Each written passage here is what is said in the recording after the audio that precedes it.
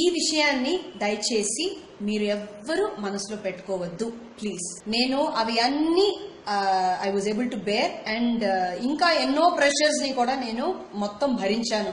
కానీ ఎక్కడో 4 గోడల మధ్యలో జరిగే చిన్న చిన్న ప్రాబ్లమ్స్ కి, చిన్న చిన్న అవమానానికి తట్టుకోలేకపోయి, భరించలేకపోయి, చిన్న విషయాలకి కూడా చాలా ఎమోషనల్ గా డౌన్ అయ్యి ఎంతో మంది ఈ మధ్యలో ఆత్మహత్య చేసుకుంటున్నారు. ఆఫీస్లో ప్రెషర్స్ అని, సొసైటీలో అవమానం అని, ఫ్యామిలీలో సమస్యలకి, రిలేషన్షిప్ ప్రాబ్లమ్స్ కి, ఫైనాన్షియల్ డెట్స్ ప్రెషర్స్ దానికోసం, లవ్ ఫెయిలియర్స్ కని చాలా చాలా చాలా విలువైన వాళ్ళు ప్రాణాలని చాలా ఈజీగా వాళ్ళు తీసేసుకుంటున్నారు. It really breaks my heart when I come to know about these news. Dear brothers and sisters, please don't do that and say no to suicide.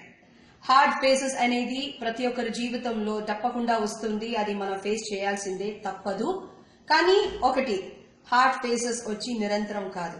It will pass on and we all will have a better life.